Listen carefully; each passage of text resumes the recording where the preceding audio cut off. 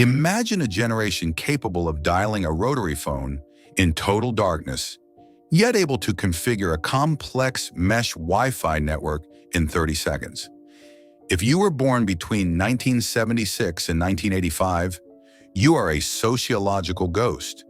You are too young for the pure cynicism of Gen X, yet too old for the hyper-connected, digital-first reality of the millennials. You are a Xennial, a micro-generation trapped between two tectonic plates of history. Your brain possesses a unique wiring that science is only beginning to decode. You are the last specimens of a hybrid humanity. What happened during this specific window of history created a fascinating psychological anomaly. As a child, you knew true silence. Boredom wasn't a problem to be solved with a swipe. It was a baseline reality. Before the infinite scroll of notifications, waiting at a doctor's office or enduring a 6-hour car ride wasn't filled with short-form videos. Those were moments of emptiness, but that void forced you to cultivate an inner life. You learned how to inhabit your own mind, to observe the people around you, to daydream, or simply to think. Today, this ability to be alone with yourself without feeling digital anxiety has become your greatest form of resistance. You don't consume content to escape the silence. You know how to use silence to create. Then at the exact moment your identity and worldviews were being forged, the world shifted. It wasn't a gradual transition, it was a brutal rupture. Unlike Gen Z, who were born with a glass screen in their hands, you lived through two opposing paradigms during your formative years. Your adolescence was defined by folded paper notes and fixed plans. If you agreed to meet at 7 p.m., you showed up because there was no way to text to cancel at the last minute. This required a level of trust and commitment that is rare today. Then, in your early 20s, the tidal wave hit: MySpace, Facebook, high-speed internet. Your prefrontal cortex, the part of the brain that manages adaptation, was still under construction. This malleability gave you an unfair advantage. You mastered technology as a second language, but you never forgot the weight and value of the physical world. Take a second to remember the texture of your daily life back then. Seeking information meant opening a heavy encyclopedia that smelled like old paper and dust. Remember the musical rituals?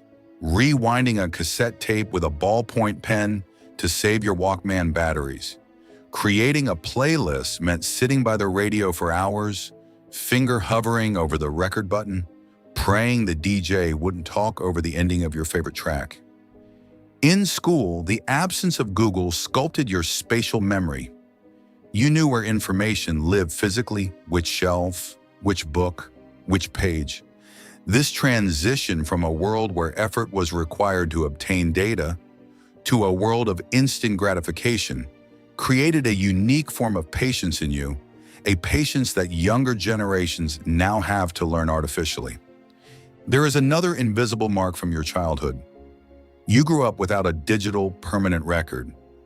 Your cringe years, the awkward haircuts, the teenage heartbreaks, the questionable fashion choices were written in sand, not etched in silicon.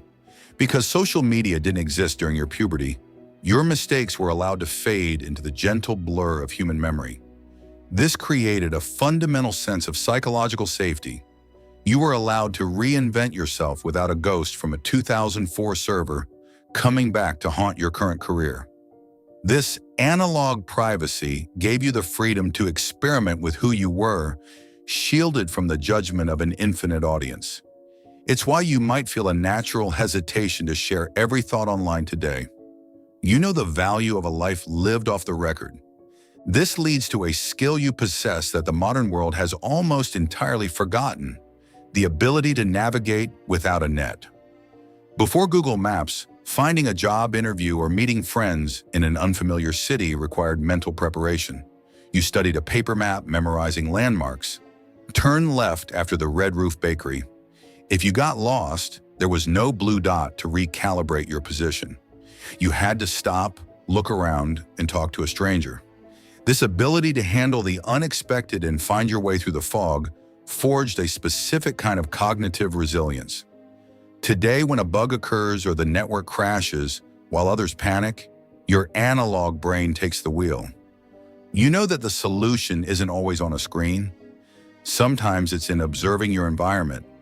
Because you were there when computers first entered the home, you also developed what I call the mechanic's intuition for the digital world. You are the last generation that understands the ghost in the machine. You didn't just use interfaces, you managed resources. You remember when a computer didn't just work, you had to understand MS-DOS, config files, or how to physically jumper a hard drive. You saw the transition from hardware to software.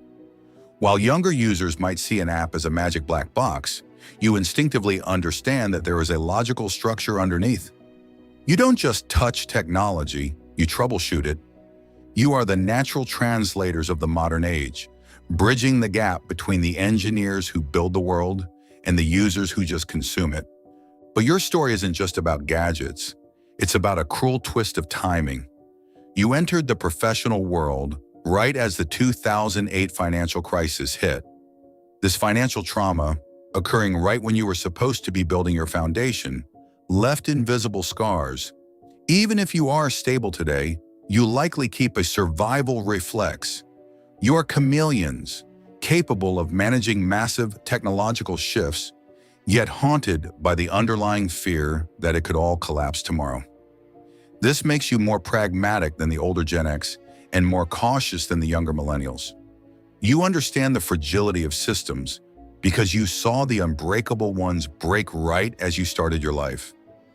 If you often feel too young for some and too old for others, it isn't a bug in your personality. It is your greatest strength. You are the only ones who can look at before and after with total clarity. We all have a memory that marks this border. For me, it was the screech of the 56K modem and the feel of a folded map in the glove box. What about you? What ritual from your childhood, like the privacy of an unrecorded night or the struggle with an old hard drive, feels like it's from another planet to people today? Tell me in the comments. I read every single one. If this portrait resonates with you, leave a like to support this deep dive format. Subscribe to explore the psychology of our shared history. And if you want to go deeper, check out my video on the rare traits of those who grew up in the 70s. If you grew up in the 1970s, you probably have these rare traits. It's linked right here. Take care, stay curious, and I'll see you on the other side. Bye.